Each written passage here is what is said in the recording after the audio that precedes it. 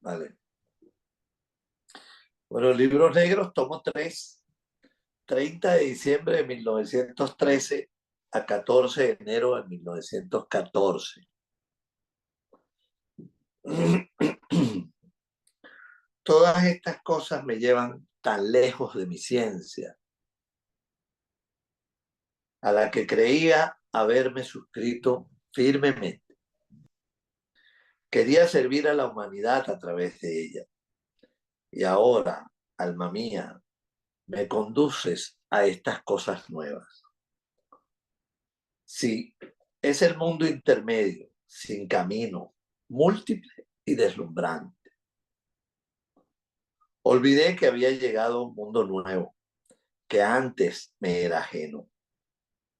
No veo ni camino ni puente. Lo que creía sobre el alma tiene que hacerse verdad aquí, a saber, que ella conoce mejor su propio camino y que ninguna intención puede prescribir un mejor para ella. Siento que una gran parte de la ciencia se ha roto. Supongo que debe ser así, por el bien del alma y de su vida. Qué introducción esta, ¿no? Que, y refleja, bueno, mucho el momento que el propio Jung está viviendo, ¿no? De incertidumbre, ya está solo, ya está en otras condiciones, ya está tratando de entender, bueno, qué camino va a tomar, por dónde va a agarrar. Y, y dice esto, ¿no? De todas maneras, pienso que se hace muy buenas preguntas, que se hace muy buen planteamiento. Bueno, ¿y ahora para dónde? La ciencia me trajo hasta aquí, por decirlo de alguna manera, pero ahora ¿para dónde? ¿Para dónde me toca tomar? ¿Para dónde me toca caminar? Además, sin ninguna, eh, sin ningún camino claro, ¿no? ¿No les parece?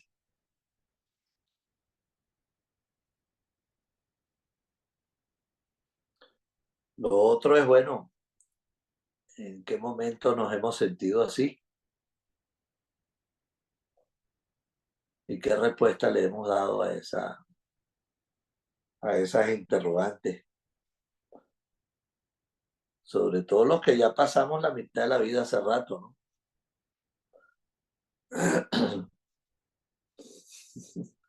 Porque Ayun tiene, ¿cuánto? Él nació en el 1875 y estamos hablando del 14.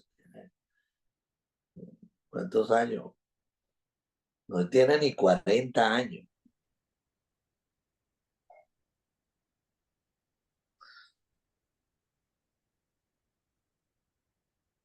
Me resulta angustioso pensar que esto debe ocurrir solo para mí.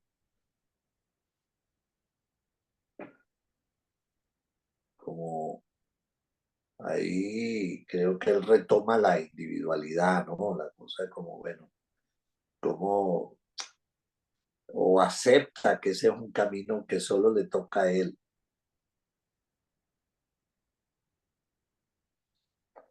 Y que tal vez nadie obtenga conocimiento de mi trabajo.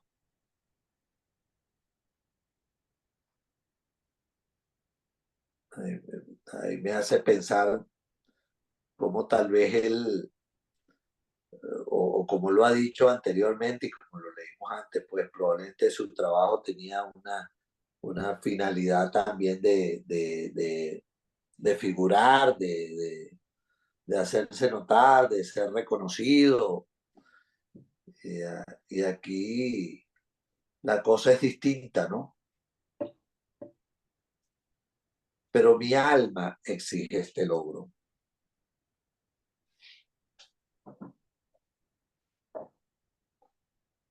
Debería ser capaz de hacerlo solo para mí. sin esperanza por el bien de Dios. Es verdaderamente un camino difícil, pero ¿qué más hacían aquellos anacoretas de los primeros siglos del cristianismo? Y fueron los peores o los menos capaces en los que vivieron al final.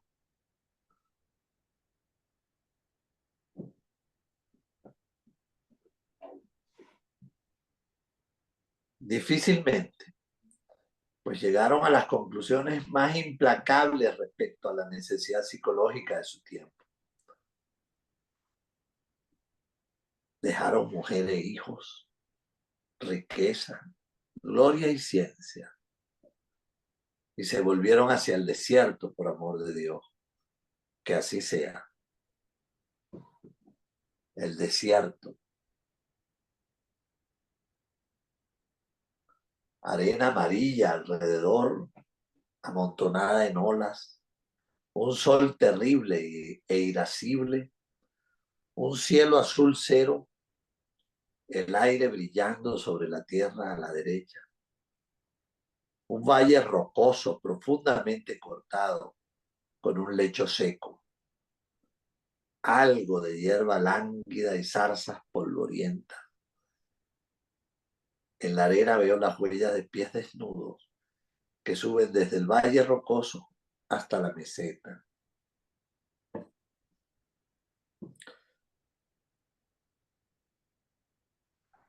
Las sigo. Ellas me llevan hacia la izquierda a lo largo de una duna alta. Donde cae, las huellas se desplazan hacia la derecha. Parecen frescas, entre otras más antiguas, medio borradas que corren a mi lado. Las sigo atentamente. Siempre van hacia la derecha, aparentemente por la otra ladera de la luna. A mí me llama atención aquí lo de la derecha, lo de la derecha. Realmente no hago ninguna asociación, no sé si ustedes hacen alguna, pero esa cosa hacia la derecha, ¿no?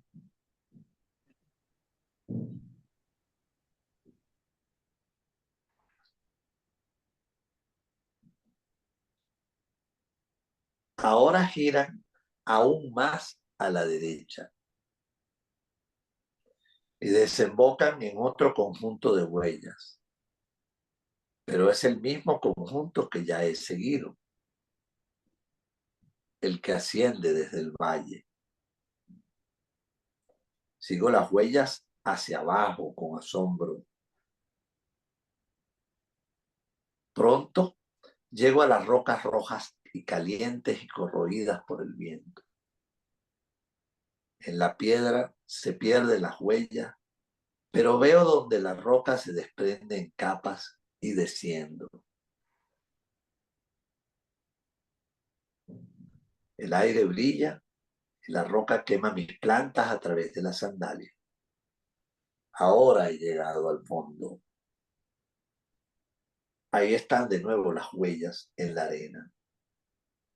Llevan a lo largo del sinuoso valle una corta distancia. A continuación, me encuentro ante una pequeña y miserable cabaña cubierta de cañas y hecha de ladrillos de barro. Pero antes de entrar esto, me quería detener en ese camino, ¿no? En lo que él describe, seguir las huellas, seguir las huellas dentro de las dunas, esa cosa a la derecha, a mí eso me queda como reverberando, ¿no? ¿Qué querrá decir eso? Lo que sí entiendo de eso es como el camino solitario que nos toca en algún momento de la vida asumir todos, ¿no? El camino solitario porque, bueno, solo uno también le puede dar respuesta a eso, donde lo de afuera no cuenta mucho si se quiere, ¿no? Solo cuenta lo de adentro.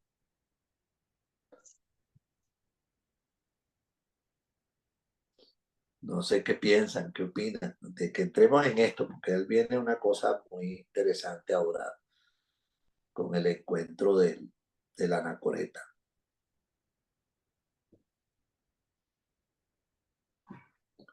¿Cómo viven ustedes Bueno, eso? sí, bueno, aquí también se lee resequedad, ¿no?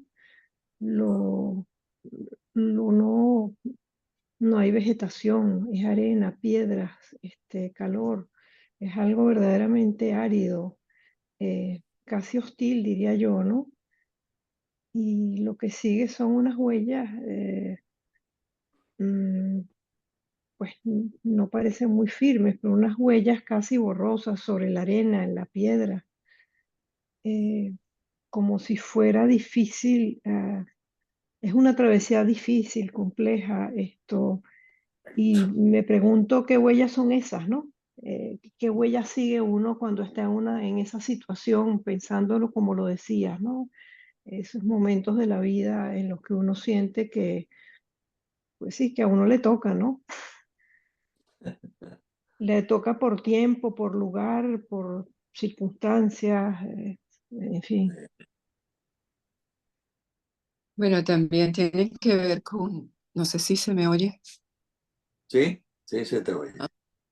Sí, bueno, tiene que ver pues con esas huellas de otros que han transitado por estos mismos caminos, ¿no? Es decir, yo creo que él ha estado dando una visión en todo lo que vas leyendo de esa búsqueda que han tenido otros.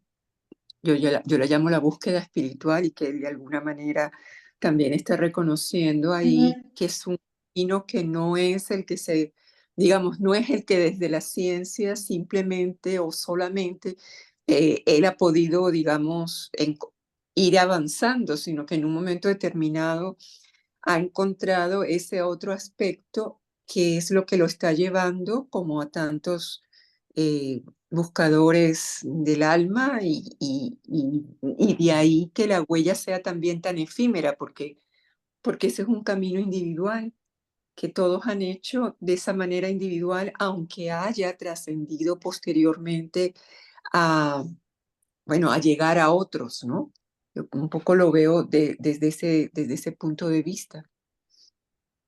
Sobre el tema del desierto, ¿verdad? Algo que me que me hace pensar, me hace reflexionar, es el hecho de que en casi todos los textos religiosos, lo podemos ver fácilmente en la Biblia, el apartarse al desierto, el atravesar el desierto, siempre hay el factor de reflexión, expiación y enfrentarse incluso a tus propios demonios.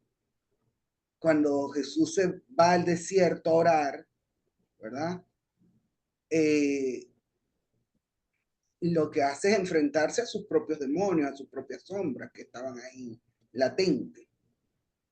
Entonces se puede hacer como una asociación de ese enfrentamiento quizás consigo mismo en su hacer del alma. El mismo Aún Moisés, así, ¿no? todavía no doy con lo de la Decía, derecha. sí, Todavía no lo doy de con la lo de la derecha derecha. Me realmente no lo puse a entiendo. dar vuelta, me puse a buscarlo de una manera muy rebuscada y aún así tratando de meterle por el lado gnóstico, por el cabalístico, pero bueno, según las teorías gnósticas, las barbelonósticas, en los barbelonósticos ellos creen que el logos está a la derecha y la Sofía a la izquierda, y en el centro arriba está Braxa. Entonces por ahí, por lo del logos, la búsqueda del logos podría a lo mejor haber quizás una asociación muy rebuscada, pero podría. Pero tiene sentido, porque él lo único que conoce hasta ahora es el logos. Y ya vamos a verlo más adelante, ¿no? Entonces Pero podría también ser. es verdad que esa, bueno, la Ya va. travesía de Voy a quitar Moisés, el audio porque el perro está haciendo mucho ruido. dale, dale, dale, se te agradece. Este, la, la misma, la misma travesía de Moisés por el desierto, que dura tanto, pues él no llega a la tierra prometida, él se queda en el desierto. Y las luchas que le toca en ese desierto, ¿no? Entonces sí, Y bueno, yo también puedo entender esas analogías que él puede hacer y ese camino, bueno, asociadas a esas cosas, ¿no? Al Viejo Testamento, a Moisés, al paso de los anacoretas en el desierto, Jesús en el desierto, o sea, hay toda una analogía con eso. Y lo de la derecha me suena eso del logo. Vamos a ver más adelante qué dice y qué plantea, ¿no? Entonces, a continuación me encuentro ante una pequeña y miserable cabaña cubierta de cañas y hecha de ladrillos de barro. No, esa es una imagen que para mí toca la humildad, ese recogimiento, esa cosa que también vemos con mucha frecuencia, ¿no? Un desvencijado tablón de madera forma la puerta, en la que se ha pintado una cruz en rojo. La abro en silencio. Un hombre mísero, de cabeza atrevida y piel morena cubierta con un manto de lino blanco, está sentado en una estera con la espalda apoyada en la pared. Sobre sus rodillas yacen un libro de pergamino amarillo y hermosa letra negra, un libro griego, el Nuevo Testamento. Sin duda estoy con una anacoreta del desierto libio. Esa es como su conclusión, ¿no? Bueno, y ahí entra esa imagen de los anacoretas en el desierto y todo lo que significa, ¿no? Y empieza este maravilloso diálogo, a mi manera de ver, ¿no? ¿Le molesto, padre? Pregunto en voz baja. No me molestas, pero no me llames, padre. Soy un hombre como tú. ¿Cuál es tu deseo? Marca ese encuentro, ¿no? Me parece una belleza. Vengo sin deseo.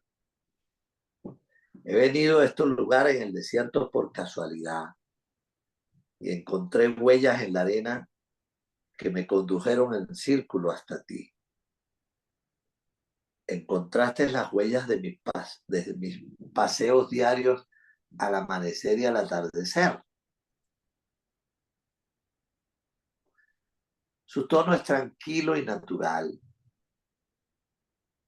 sin asombro por el extraño, sin curiosidad y sin posis.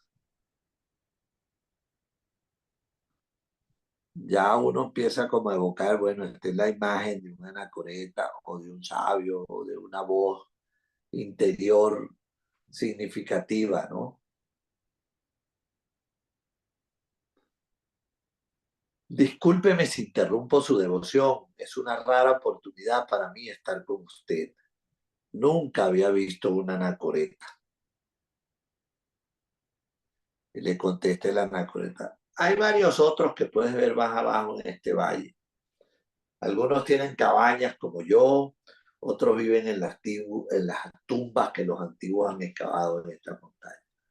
Yo vivo en la parte más alta del valle, porque es la más solitaria y tranquila aquí. Y porque aquí estoy más cerca de la paz infinita del desierto. A mí este párrafo me parece sumamente interesante. Pues es como si definiera su campo de acción, ¿no? Hay varios otros y además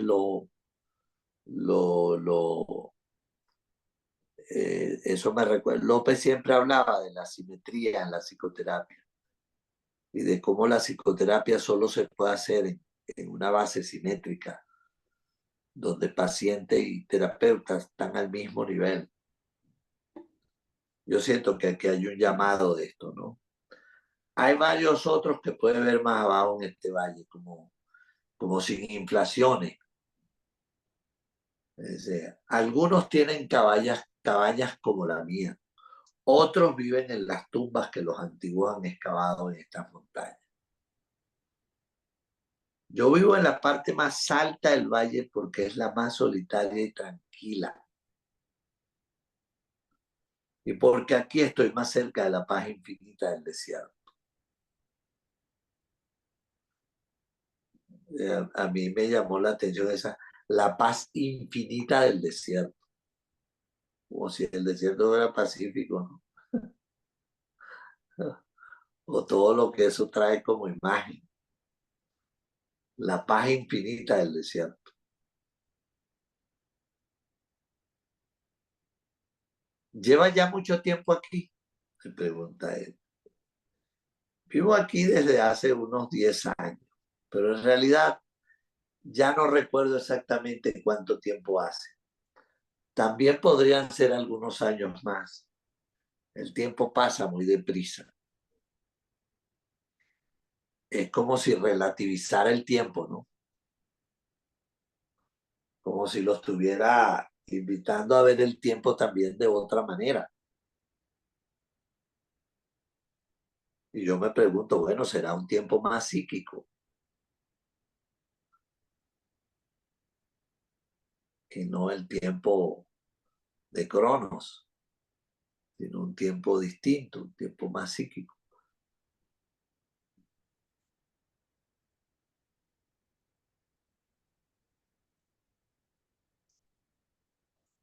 El tiempo pasa muy deprisa, dice. Y repite, reafirma, ¿no? El tiempo pasa rápido. ¿Cómo es posible? Tu vida debe ser terriblemente monótona. El anacoreta lo mira asombrado. El tiempo pasa muy deprisa para mí, demasiado deprisa incluso. Parece que es usted un pagano, un no creyente, ¿no? Un pagano. Yo, no exactamente. Yo fui educado en la fe cristiana. Bueno, entonces, ¿cómo puedes preguntar si el tiempo se alarga para mí? Que todo aparte. Bueno, entonces, ¿cómo puedes preguntar si el tiempo se alarga para mí? Debes saber lo que le preocupa a un anacoreta. Solo los ociosos se aburren.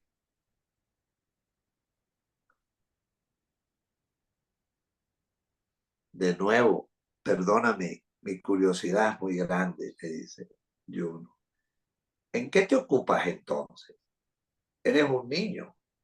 Para empezar, ves que estoy leyendo y que tengo horarios regulares, le dice la anacoreta, ¿no? Pero no veo nada en absoluto en lo que puedas ocuparte aquí, le dice Jung, por supuesto. Debes haber leído este libro de principio a fin con bastante frecuencia. Y si son los 4 evangelios, como supongo, entonces estoy seguro de que ya los conoces de memoria.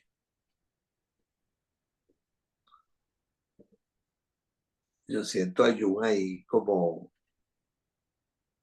hasta con una cierta arrogancia, ¿no?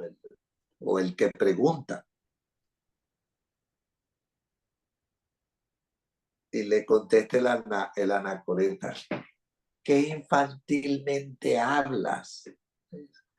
Seguramente sabes que uno puede leer un libro muchas veces. Tal vez casi te lo sepas de memoria. Y sin embargo, puede ocurrir que cuando vuelvas a mirar las líneas que tienes delante, ciertas cosas te parezcan nuevas o incluso se te ocurran pensamientos completamente nuevos que antes no tenías. Cada palabra puede trabajar productivamente en tu espíritu. Y por último, si una vez has dejado el libro durante una semana y vuelves a retomarlo después de que tu espíritu haya experimentado varios cambios diferentes, entonces se te ocurrirán una serie de cosas. ¿Qué les parece eso?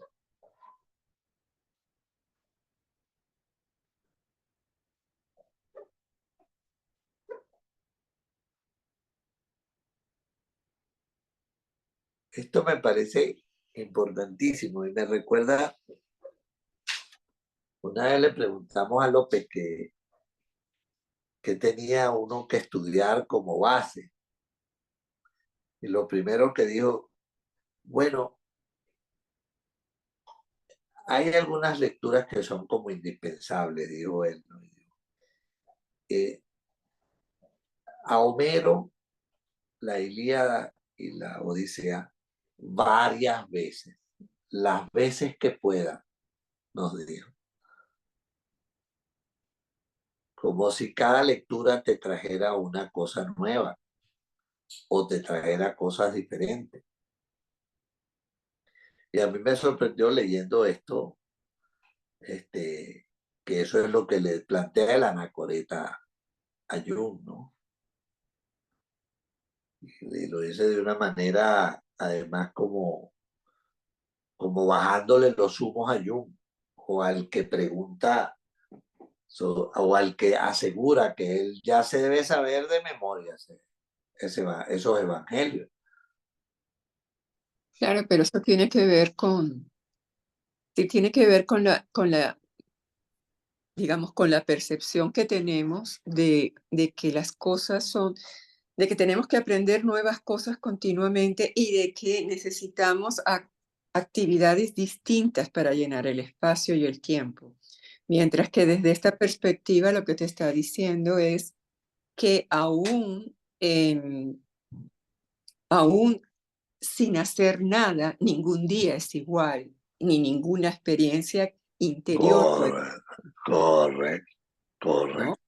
Eso es así. Y entonces, por eso él digamos, manifiesta, digamos que en este momento la voz de Jung es un poco la voz de cualquiera de nosotros en el mundo, ¿no? Mientras la voz del anacoreta es del aprendizaje hacia el que va Jung y que en el fondo es lo que también nos ha ido pues dejando con sus escritos, ¿no? Claro, Pero claro. pues, claro, lo del camino, y antes comentaban lo de a la derecha, a mí también me pareció interesante esa imagen de la derecha con el logos, porque al fin y Sí, al cabo, lo que hace Jung al final es tratar de mostrar toda esta experiencia interior, volcarla desde la parte, digamos, del logos, de la capacidad de transmitirlo a otro con las palabras de enseñanza, bueno, con sus escritos. bueno, y fue lo que él hizo, porque al final, bueno, paralelo a esto, él iba haciendo escritos desde el Logos para el público que le esperaba que lo leyera, ¿no? O sea, esto iba en paralelo, esto nunca estuvo separado, que es otra cosa interesante. Por eso es tan importante. Y a mí este párrafo me parece extraordinario. Un poco porque además insiste en una cosa que, bueno, para mí en este momento es sumamente importante, que cómo estudiamos y qué llamamos estudiar y qué significa leer libros y libros y libros o cómo leemos. Y a veces a mí me preguntan, y yo no siento que yo soy un experto en mitología, ¿no? Y creo que no me interesa ser un experto en mitología, pero sí puedo hacer una relación con los mitos con mucha más facilidad que antes, o con lo mítico, o con lo mitológico, que creo que es donde yo pudiera decir, me afinco más que en mi conocimiento sobre los mitos, porque pudiera ser un experto en una materia porque me la he leído, me la sé de memoria, pero eso pues a lo mejor me la sé desde el logos y no desde esto que produce otra cosa y que sí tiene que ver con mi interioridad. Por eso para mí, bueno, resulta tan interesante leer los libros negros en conjunto con ustedes, acompañados. Es como darle una lectura, una relectura, es como sentirlo, es como otra cosa, ¿no? Entonces yo les voy a leer otra vez esta, porque cuando Jung dice, bueno, como supongo, entonces estoy seguro de que ya los conoces de memoria. Él les contesta, ¿qué infantilmente hablas? Seguramente sabes que uno puede leer un libro muchas veces.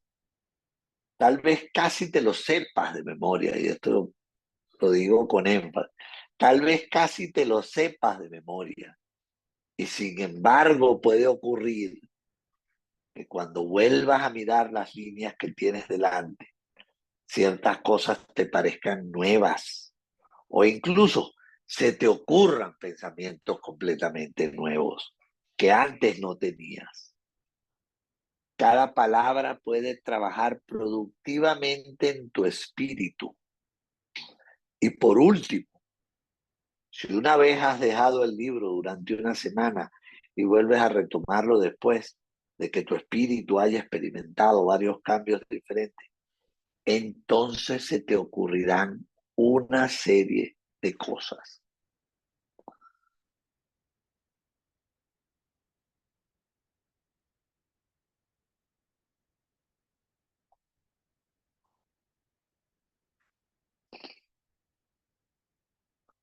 Entonces, Jung contesta ahí, me cuesta entenderlo. El libro sigue siendo el mismo. Ciertamente una materia maravillosa y profunda, sí, incluso divina, pero seguramente no lo bastante rica como para llenar incontables años. Y le vuelve a responder el anacoreta, eres asombroso. ¿Cómo entonces lees este libro sagrado? ¿Realmente ves siempre en él uno solo y el mismo significado? ¿De dónde viene? Eres realmente un pagano. Eso me parece simpático, ¿no? Te lo ruego, por favor, no me lo tengas en cuenta si hablo como un pagano. Permítame solo hablar con usted. Estoy aquí para aprender de ti. Considéreme como un estudiante ignorante, lo cual soy en tus asuntos.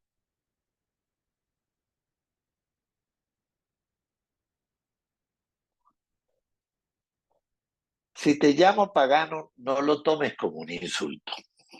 Yo también fui un pagano. Si te llamo pagano, yo también fui un pagano y pensaba exactamente igual que tú.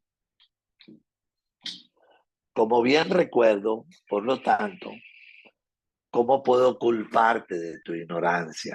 Es que hay una cosa que es como para mí como una vuelta que le da el anacoreta de aceptar esa ignorancia o esa forma de ver como válida también y como propicia además, ¿no?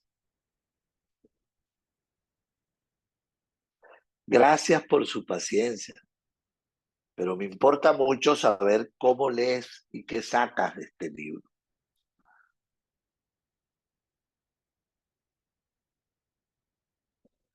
Tu pregunta no es fácil de responder.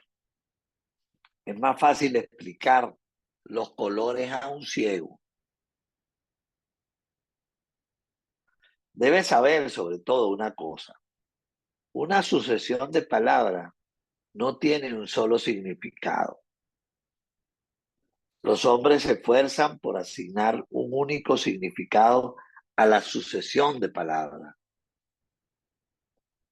Este esfuerzo es mundano y vanamente constreñido y pertenece a los estratos más profundos del plan creador divino. En los niveles superiores de penetración en los pensamientos divinos, has de reconocer que la secuencia de palabras tiene más de un significado válido. Solo al omnisciente le es dado conocer todos los significados de la secuencia de palabras. cada vez más intentamos reconocer algunos significados más. Este otro párrafo que preferiría como verlo con calmita, ¿no?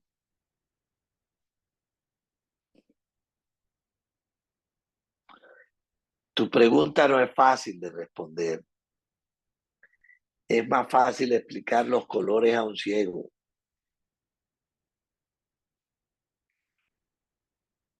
¿Han pensado en eso? ¿Cómo se le explican los colores a un ciego?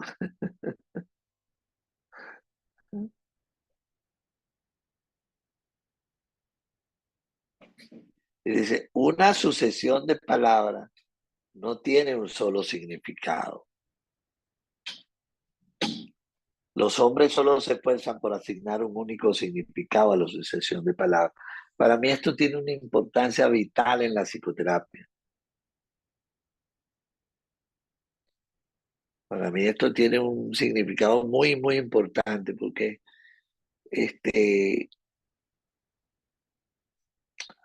aprendí hace mucho tiempo cuando trabajaba con la Gestalt, que decía que uno no debe atender a lo que dice el paciente, sino a la música de cómo suena lo que dice. Y yo creo que eso apunta en este sentido, pues, o sea que, porque a lo mejor dos personas distintas dicen lo mismo y significan cosas totalmente distintas.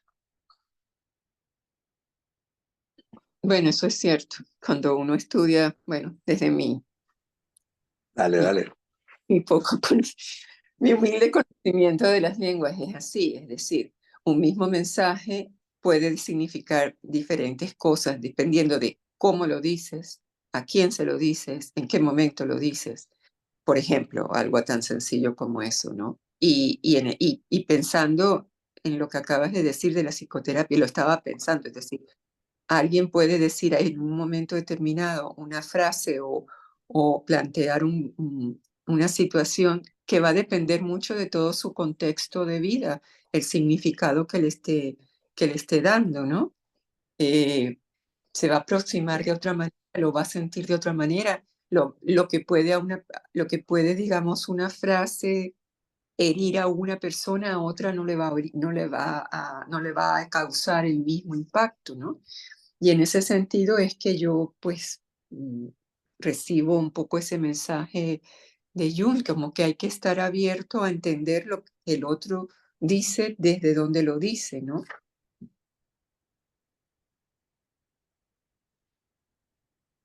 Y también Dice, pensando, bueno, que también pareciera como que hablara a nivel simbólico, en el sentido de que ya incluso en la lectura, en las palabras, ya es una invitación a mirar eso con una actitud simbólica, pues no sé, se me ocurre.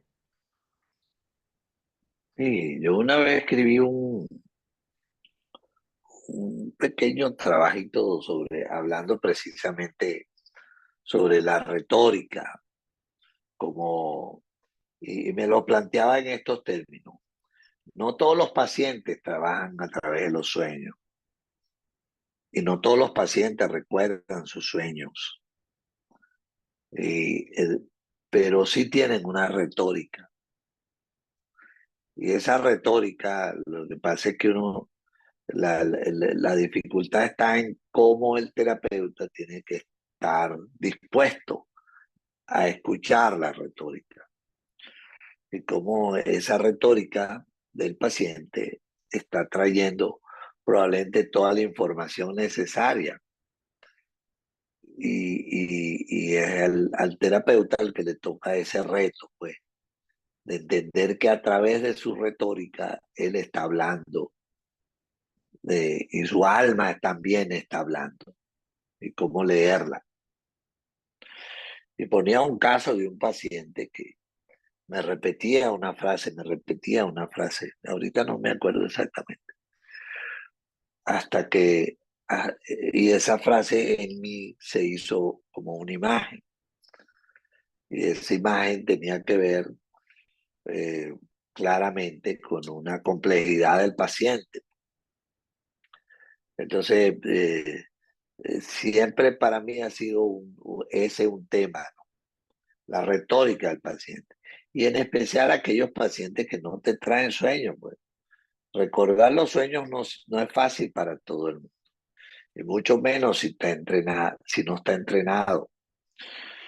Yo, que puedo decir que estaba entrenado en eso, a mí me cuesta a veces recordar sueños y puedo soñar mucho y lo recuerdo poco, pero también sé que esas cosas se cuelan en mi retórica. Y es una invitación que le hago a los que hacen terapia, pues que estén atentos a la retórica de sus pacientes. Que no dudo que ya esconden, o detrás de esa retórica, por eso que estamos hablando, se esconde una información valiosa.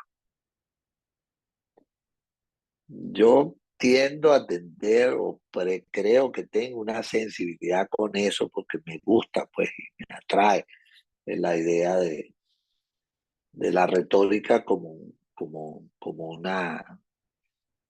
si fueran elementos del sueño que me van a dar información. Y como decía Mireya, pues ninguna retórica es igual, aunque digan lo mismo, un paciente y otro.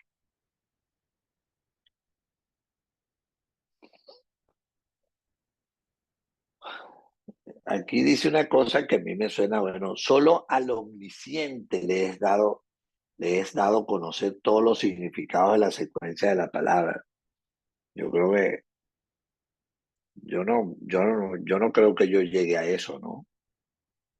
Y eso es otra cosa interesante porque eh, me ha tocado, eh, por ejemplo, revisar casos o hablar de sueños con otras personas y otros analistas ven cosas distintas, pero todos estamos acertados. Que ese es otro elemento que es importante en la psicoterapia, ¿no? De que, bueno, todos los dos o tres analistas podemos ver cosas, podemos decir cosas distintas, pero estamos acertados. Lo hace más complejo. Pero a mi manera de ver, mucho más interesante también.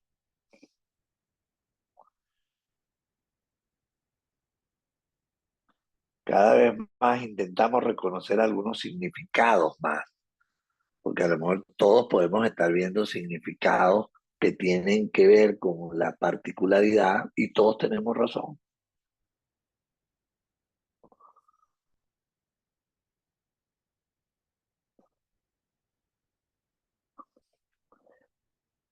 Si te he entendido bien, ¿piensas que los escritos sagrados de la nueva alianza también tienen un doble significado, uno exotérico y otro esotérico, como sostienen algunos eruditos judíos respecto a sus libros sagrados? Y le contesta el anacoreta: esta mala superstición está lejos de mí. Observo que eres totalmente inexperto en asuntos divinos. Como si dijera,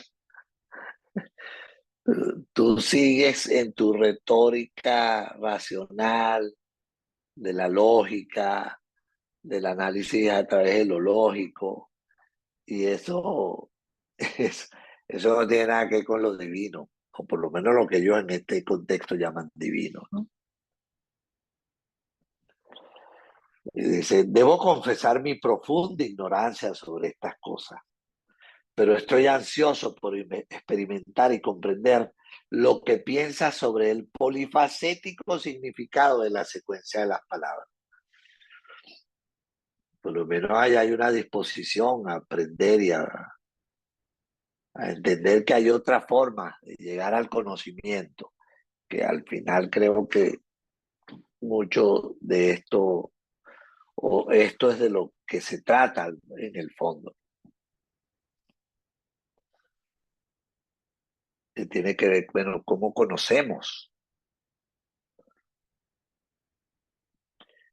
Le dice el anacoreta, desgraciadamente no estoy en condiciones de decirle todo lo que sé al respecto, pero al menos intentaré aclararte los elementos. Debido a tu ignorancia, esta vez empezaré por otro lado. Lo que tú debes saber es que antes de conocer el cristianismo ya era retórico y filosófico. En la ciudad, era retórico y filosófico en la ciudad de Alejandría. Tenía una considerable multitud de estudiantes, entre ellos muchos romanos y también unos cuantos bárbaros de Hispania y de la Galia. Está hablando de él.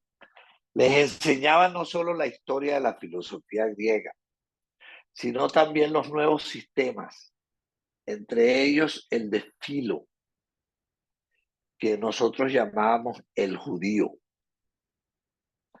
Era una cabeza inteligente, pero fantásticamente abstracta, como suelen ser los judíos, cuando idean sistemas, cuando además era esclavo de sus propias palabras.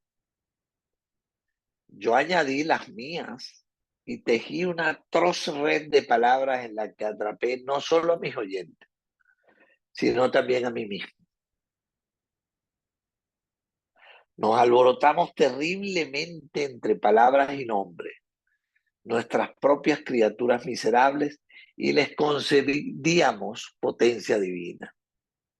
Sí, creíamos en su realidad y creíamos que poseíamos lo divino y se lo habíamos confiado a las palabras. ¿Qué les parece ese párrafo?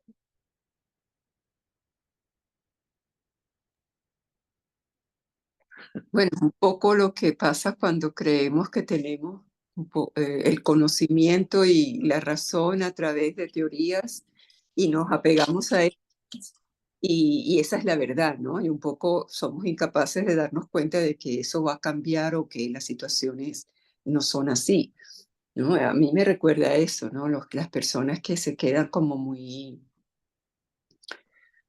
apegadas al conocimiento y a determinadas teorías, ¿no? Es un poco y hacer tanto que otros lo crean como que esas mismas personas que lo crean terminan, pues eso, apegadas, ¿no? Es como si, en fin, en cualquier área del conocimiento eso pasa, ¿no? Creo que en tema del psicoanálisis pudiéramos también decir que ha podido pasar. Y entre la psicología junguiana también, Claro, y la exacto. lacaniana y todas. Eso, ¿no? Bueno, en todas las áreas encontraremos esa particularidad, ¿no? Porque eso también da seguridad, ¿no? Es un poco lo que sucede. Nos apegamos a la palabra, nos apegamos al conocimiento porque nos da la seguridad de poder ir transitando por este mundo, ¿no? Que es tan incierto. Y confiar en lo que es, vamos a llamar el alma, da mucho miedo. Claro. Y mucha inseguridad, mucha inseguridad. Sí, para mí tiene que ver con eso que estás diciendo. Es como que yo siempre digo, y a algunos estudiantes les digo, mira, tú sabes teoría, pero las teorías son solo teorías. Conocer de la psique, trabajar con lo psíquico, por supuesto que agarrarse de las teorías o usarlas como manera de transmitir o entender tiene su utilidad, pero eso no es comprender a la psique de un paciente. Eso no tiene nada que ver con eso. Yo, yo tenía una amiga lacaniana con la que discutíamos casos y afortunadamente nos entendíamos muy bien, a pesar de que hablábamos lenguas distintas. porque creo que nos manteníamos centrados en lo que nos interesaba, que bueno, era la persona, el paciente en este caso, el sufrimiento y ese tipo de cosas. Yo puedo entender, o sea, yo he pasado mucho tiempo aprendiendo teorías y creo que ha sido importante, pero también entiendo que eso no es lo que más me acerca a la realidad psíquica de un paciente. Son otras cosas. Por eso estar solo apegado a la teoría es una cosa muy limitada en ese sentido. Y creo que como dice aquí, no, pues es difícil transmitir ese aspecto del trabajo que uno hace. Porque, bueno, no solo da mucha seguridad, sino que, bueno, es como si estuvieras, bueno, tienes algo de lo que agarrarte, porque trabajar con lo psíquico no es fácil. Estoy viendo un paciente ahorita que es un muchacho joven que trabaja en oncología médica, trabaja con pacientes terminales y a los cuales tiene a muchos de ellos, y en un país como este, pues hay que ayudarlos a morir o algunos piden directamente la eutanasia. Y este muchacho tenía una cantidad de argumentos y explicaciones para hacer lo que hacía, pero no se daba cuenta lo que ahora empieza a darse cuenta de que, bueno, es dificilísimo para él lo que él hace. Porque muchos pacientes, muchos familiares le dicen, pero usted lo va a matar. Dice, no, yo lo voy a ayudar.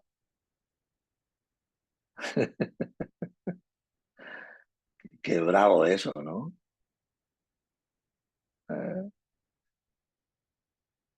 Entonces, sí, su base médica, y él me dice, bueno, es que el problema ético ahí es difícil. Entonces, bueno, si le pones la etiqueta ética, sí, es difícil, pero a mí lo que me interesa es ver es cómo eso te afecta a ti y se conecta contigo y se conecta con el sufrimiento que te obligó a buscar ayuda y a pedir psicoterapia, que es lo que él no ve, es lo que él le cuesta ver. Eso es más complicado.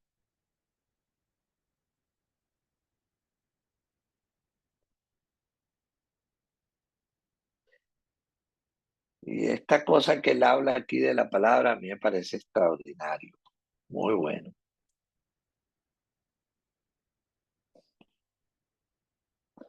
Entonces contesta el Jung, ¿no? O sea,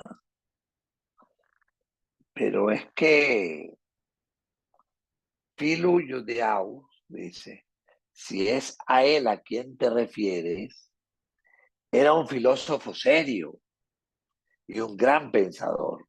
Incluso Juan el teólogo no desdeñó incluir algunos pensamientos de Filo en el Evangelio.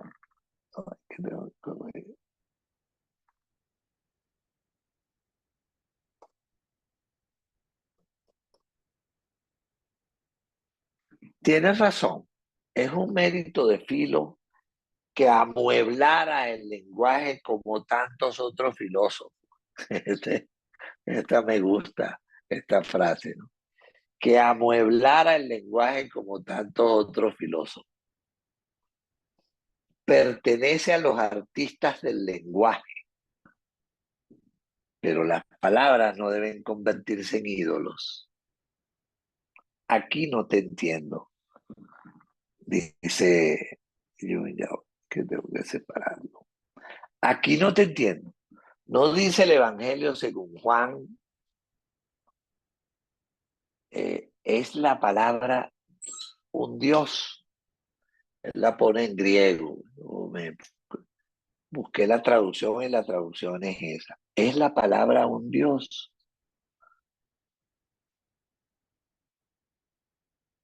Me parece que hace bastante explícita la opinión que usted acaba de rechazar,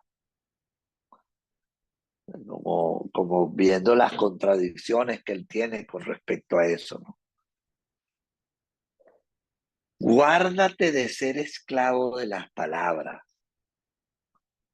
He aquí el Evangelio de Juan, leído a partir de ese pasaje donde dice, en él vive. ¿Qué dice allí Juan?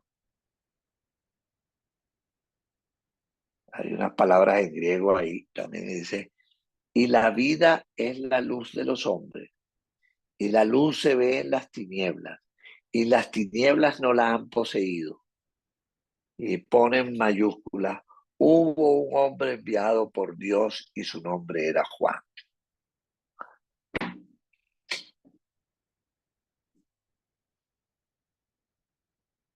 Os pregunto, ¿era este logos?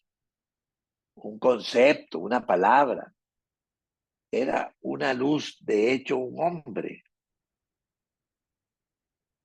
Y vivía entre los hombres. Verás, Filo prestó Juan.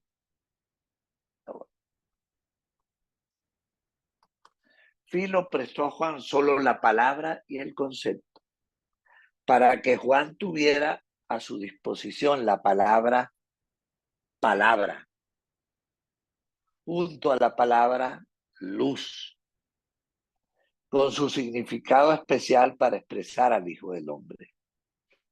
Juan dio a los hombres vivos el significado del logos, pero Filo dio el logos como concepto,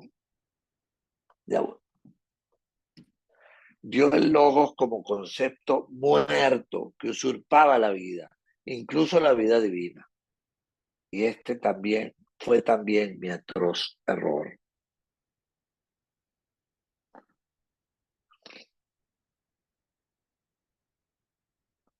Este juego con la palabra a mí me parece también muy valioso, ¿no? Porque cuán identificados estamos con los conceptos, con los que definimos, con lo que podemos definir, y eso es como bueno, es como una tentación, ¿no? Nos gusta denominar las cosas. Tú lo que tienes es esto, y definirlo. Y bueno, de allí viene, me atrevería a decir que de allí viene, bueno, toda la clasificación de las enfermedades o de las enfermedades mentales, de esa necesidad de ponerle palabras. Ahora, podemos reducir una enfermedad mental a una palabra, a un diagnóstico. ¿Qué les parece?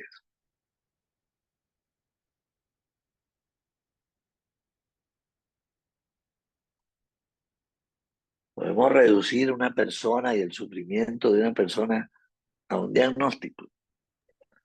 No, es que es bipolar.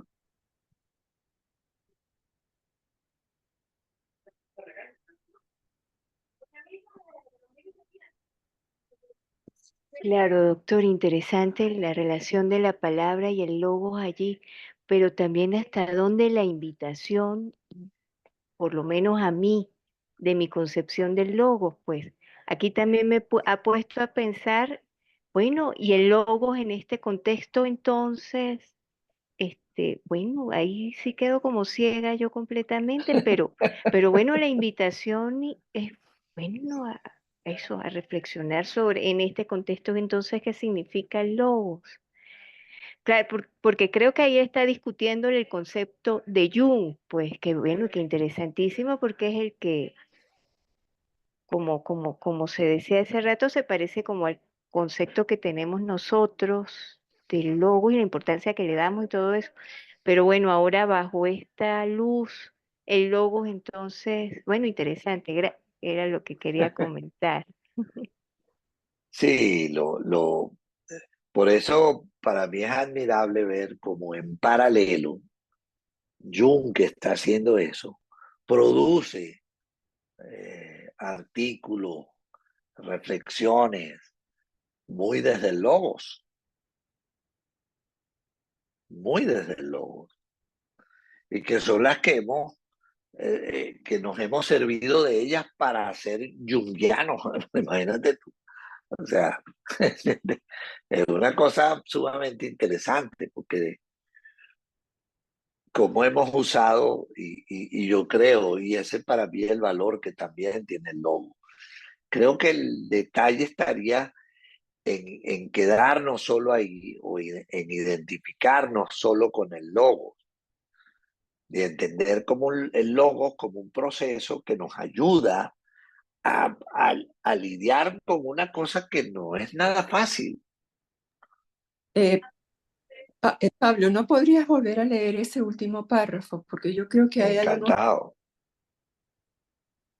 que tienen que ver con otra, también con algo más, me parece. Os pregunto, ¿era este logos un concepto, una palabra? Era una luz, de hecho, un hombre, y vivía entre los hombres. Verás, Filo prestó a Juan solo la palabra y el concepto, para que Juan tuviera a su disposición la palabra, que la pone en griego, junto a la palabra luz, con su significado especial para expresar al Hijo del Hombre. Juan dio a los hombres vivos el significado del logos, pero Filo dio el logos como el concepto muerto que usurpaba la vida, incluso la vida divina. Y este fue también mi atroz error. Yo no sé si algunos de ustedes conocen en detalle estas cosas de Juan y el uso y el filósofo Filo y cómo fue que usaron esto, porque yo creo que ellos también están hablando de eso y yo me declaro ignorante de eso, pues no lo sé, no lo sé. Claro, pero aunque seamos ignorantes, Claro, que no importa, es decir, bueno, no importa si tratamos de no serlo tanto. Eh, claro, en esa palabra prestada del logos era logos y luz, es decir, ahí estaba el Hijo ahí estaba Cristo, esa es la palabra, ese es sí, por lo tanto, el problema está en quedarnos solo con la palabra, inclusive con la palabra del Evangelio, y no entender y creernos y literalizarla tal vez, que correcto, solo en eso. correcto, Mientras que incluir esa otra parte de la luz implica verlo más allá, porque al fin y al cabo la palabra es lo que tenemos para comunicarnos, ¿no? Pero no sí, despojarla de lo que hay más allá, de lo que puede cambiar. correcto, Es lo que a mí me deja, ¿no? Sin entrar en toda esa, sin saber del conocimiento de lo que ellos están sí, sí, realmente hablando. estamos de acuerdo, estamos de acuerdo. Por eso te digo, eh, decir que un paciente es bipolar no quiere decir absolutamente nada en estos términos. Probablemente desde el punto de vista clínico, desde el punto de vista epidemiológico, desde el punto de vista social, significa mucho. Pero desde el punto de vista del conocimiento de ese personaje que carga con esta cosa que yo llamo bipolar, no quiere decir nada. No quiere decir nada. Y eso que tú estás diciendo, pues, para mí es eso que tú estás diciendo. No quiere decir absolutamente nada.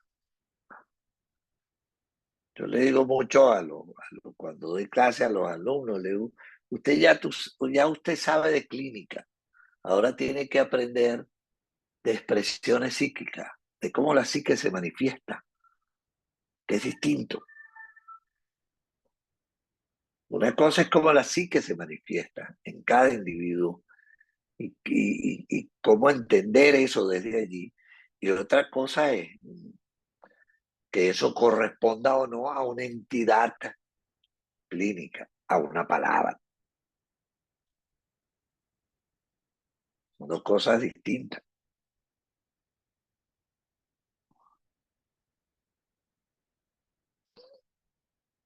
¿Tú querías decir algo más con eso, Mireia? No, no, por los momentos sigamos.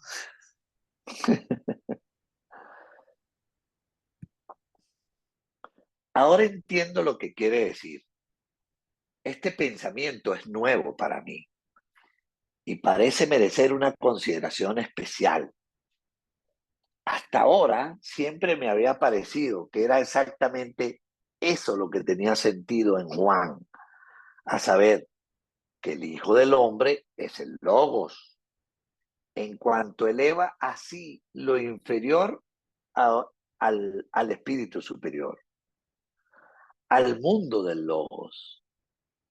Pero tú me llevas a ver el asunto a la inversa, es decir, que Juan hace descender el significado de Logos hasta el hombre.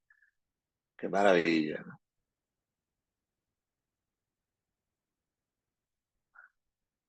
Se lo leo de nuevo. Ahora entiendo lo que quiere decir. Este pensamiento es nuevo para mí y parece merecer una consideración especial. Hasta ahora siempre me había parecido que era exactamente eso lo que sentía, lo que tenía sentido en Juan, a saber, que el Hijo del Hombre es Logos, es el Logos. En cuanto eleva así lo inferior al espíritu superior, al mundo del Logos. Pero tú me llevas a ver el asunto a la inversa. Es decir, que Juan hace descender el significado del logo hasta el hombre.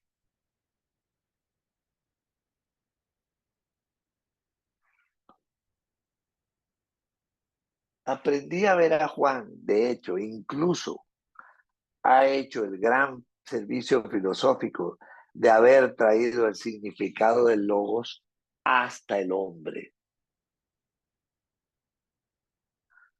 Aquí está planteando cosas, me vienen a la cabeza muchísimo más complejas, incluso que tienen que ver con la religión, con los criterios de cómo vemos la divinidad que es Cristo en ese sentido, el Dios hecho hombre. Creo que toca todas estas cosas de una manera distinta también, más psíquica tal vez.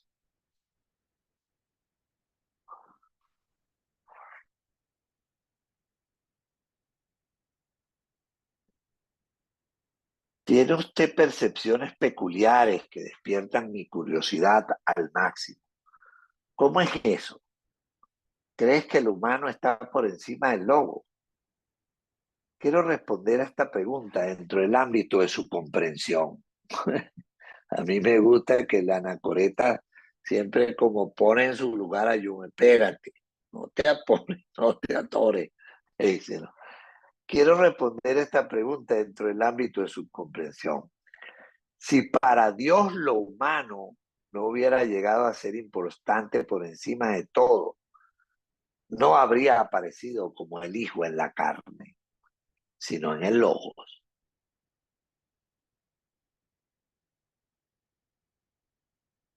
Que hay como palabras mayores, ¿no?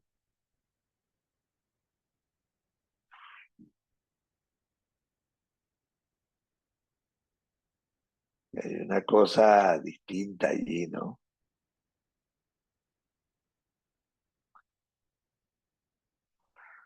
Si para Dios lo humano no hubiera llegado a ser importante por encima de todo, no habría aparecido como el Hijo en la carne, sino en el Logos.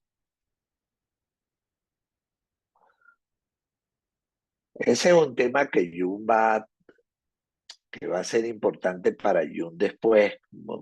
Bueno, va a seguir siendo importante, porque incluso en el libro de Job, que le escribe mucho después y donde toca el tema de lo religioso y en psicología y religión, él sigue tocando estos temas, ¿no? Porque hasta donde yo puedo llegar en eso es como que ese tema del criterio de Dios como Dios visto más psíquicamente es bien peludo. Para mí no es fácil de transmitir, no es fácil de hacer, y es un tema que Jung va a trabajar en sus libros, Psicología y Religión, en Ayón, sobre todo en el libro de Job, especialmente en el libro de Job.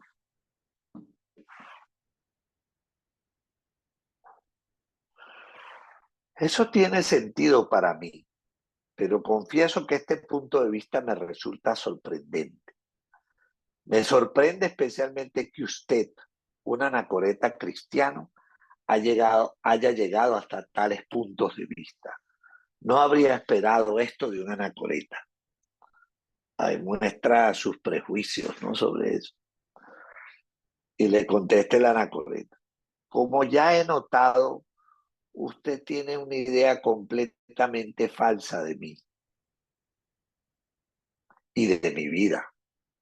Permítame darle un pequeño ejemplo de mi preocupación. He pasado muchos años solo con el proceso de desaprender. ¿Alguna vez has desaprendido algo? La pregunta cabe para todos. ¿Alguna vez hemos desaprendido algo? Bueno, entonces debería saber cuánto tiempo lleva.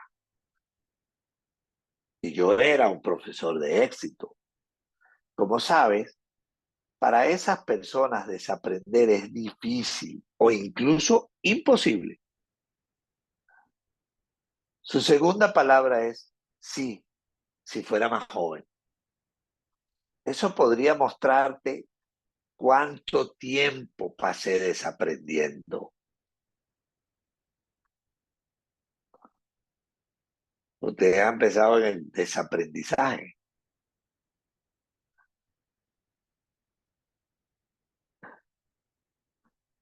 Y lo que significa para cada uno de nosotros desaprender.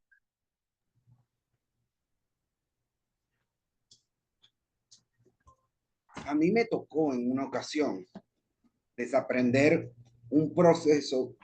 En el 2019 a mí me encontraron una afección en la vista.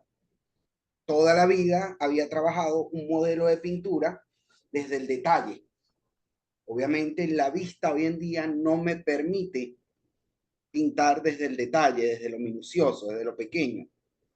Y me tocó un proceso bastante fuerte, tanto creativa, porque la visión creativa te tiene que cambiar, a aprender incluso las mecánicas nuevamente de dibujo y pintura desde el bloque. O sea, me tocó volver a aprender desde cero a pintar prácticamente. Y fue mucho más complicado porque ya conocía un método. Entonces, a veces hay una resistencia inconsciente, muchas veces, en el hecho de que tú dices, no, es que yo puedo, pero es que estás haciéndolo igual, me decía el profesor. Yo le decía, es que así es que lo sé hacer. Y él me decía, pero es que ya tú no lo sabes, ya tú no lo puedes hacer así. Y es un conflicto.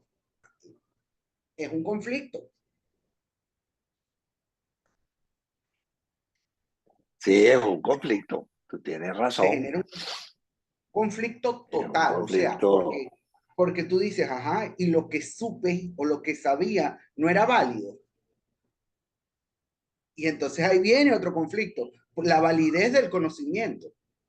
Porque ¿quién me decía a mí que lo que yo conocía en ese momento no tenía validez? Que sí la tiene, pues, pero no era aplicable por la afección física. Bueno, no sé si desaprendiste o aprendiste una cosa nueva. Ese Ahí es otro habría tema. que... Eso está Ese bueno. es otro tema. Ese es otro tema. Ese es otro tema. Porque estaba pensando en lo que puede ser desaprender a pintar. Ese es otro tema que en el fondo. Y bueno, qué bueno que te abriste a otras cosas en ese sentido, a pesar de la dificultad, que eso es Sí, claro. lo que estás hablando, ¿no? Pero sí, sí. Oye, el tema de desaprender no es nada fácil, ¿no?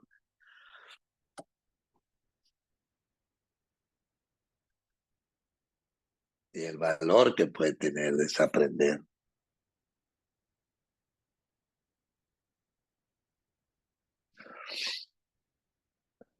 Que viene aquí, dice, pero veo que el sol se ha puesto, pronto estará completamente oscuro.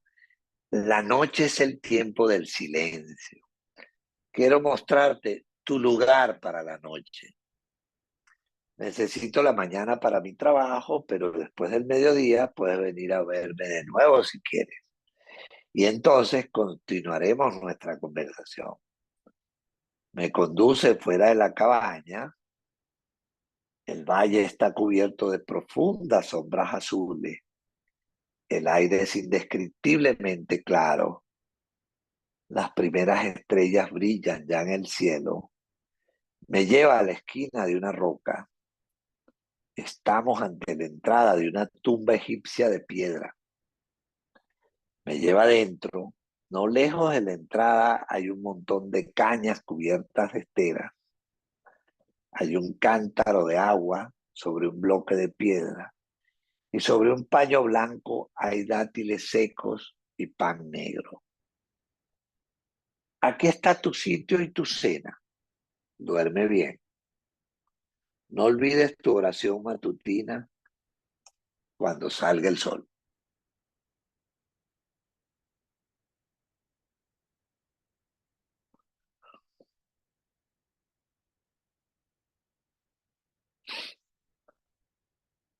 Esta entrada a mí me sorprendió, me pareció realmente hermosa, maravillosa, con una riqueza, incluso no sé si por eso aquí empieza otro tomo, pero distinto a lo que veníamos viendo y revisando, ¿no?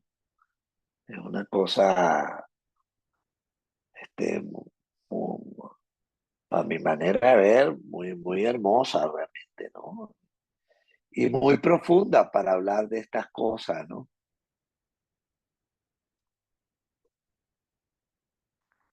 Este, y por eso no quisiera abrir el próximo, que es el 1 de enero de 1914, porque además creo que estamos bien con el tiempo, ¿no?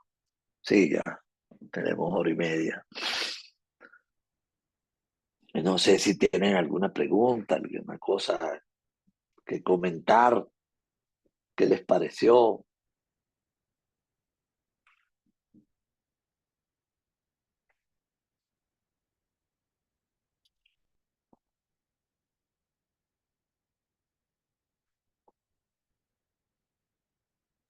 Oye, yo me quedo pensando en lo de la lectura, ¿no?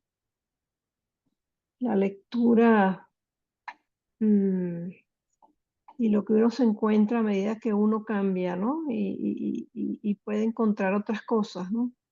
Y también con lo de desaprender, que se las trae, ¿no? Porque no es solo desaprender hábitos, porque no es dejar de fumar, es otras cosas, ¿no? Bueno, que no es Eh, mi caso, pero digo, no se refiere a hábitos, sino a otras cosas, ¿no? Que no sé si tú nos pudieras ejemplificar, Pablo, pero de esas profundas y complicadas con las que nos confrontas aquí, pero supongo que algo así como, eh, eh, cómo, no bueno, sé, cómo criterios responder a los... como esas cosas que lo que soy, lo que he construido de mí, lo que, Ujú, bueno, como como eso es como son cosas superpuestas sobre mi verdadera identidad, ujú, que no ujú, son, ujú, pero que soy médico, psiquiatra, analista, como si eso fuera, este, y eso, como si eso me sirviera solamente para cubrirme de capas y no ser realmente quien yo soy. Claro, y eso pareciera llevar al comienzo de esta entrada, que es la de dónde estoy, dónde me dirijo, qué Eh, viene ahora, ¿no? Bueno, te toca aprender a leer, mijito. Empieza por ahí. Te toca aprender claro, muchas claro, cosas, ¿no? Que es lo que le pasa a uno. Estoy pensándolo en plan así como que individual, ¿no? Lo que a uno le toca claro. revisar, abandonar, para entrarle a cosas nuevas, ¿no? Para aprender a pintarse otras cosas en la vida, ¿no? Como dice Sí, nuestro amigo por allí.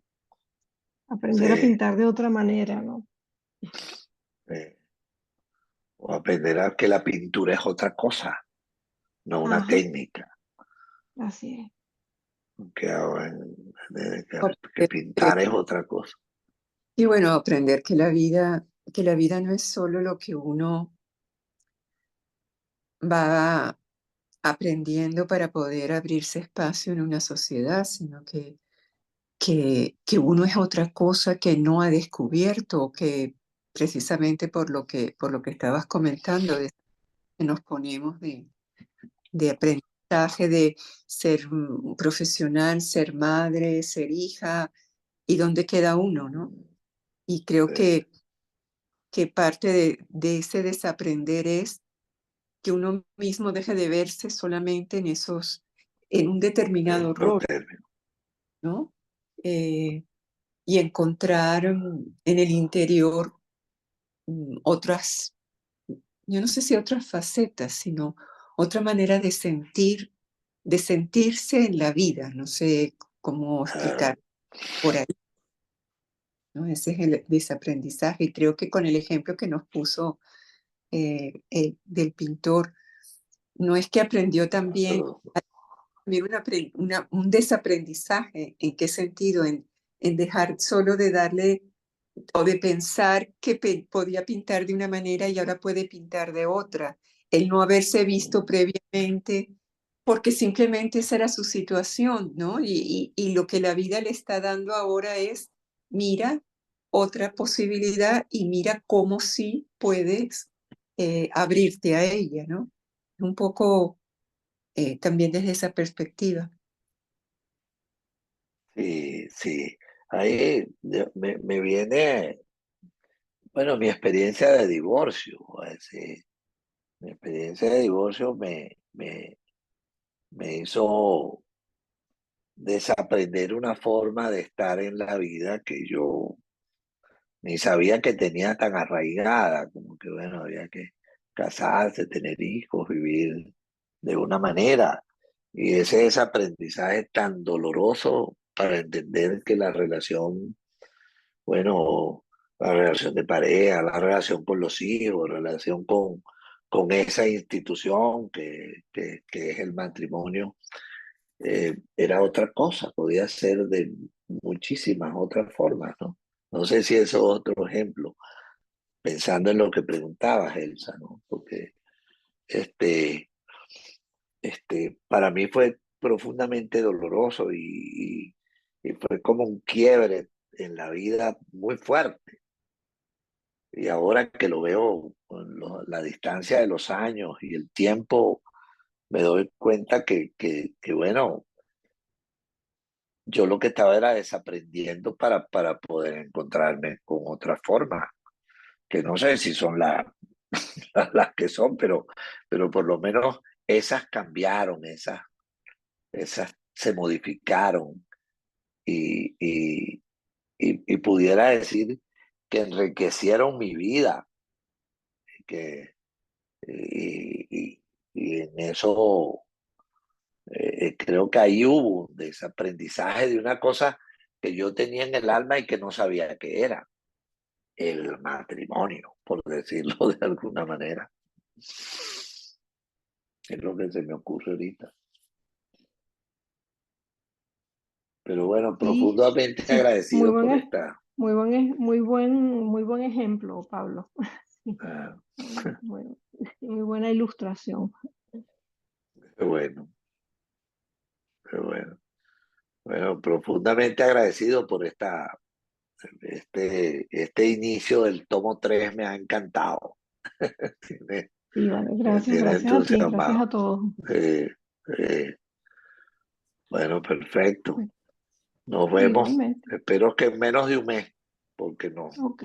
nos prorrogamos porque fue 19 de abril, la escuela estaba cerrada y en otras condiciones, como me explicaron, pero espero que en menos de un mes nos volvamos a ver.